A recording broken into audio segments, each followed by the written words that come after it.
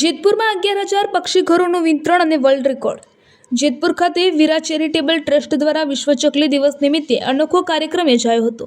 મુખ્ય હેતુ ચકલીઓને ફરી માનવ વસાહતોમાં આશરો મળે તે માટે 11,000થી વધુ પક્ષીઘરોનું નિઃશુલ્ક વિતરણ કરવામાં આવ્યું હતું.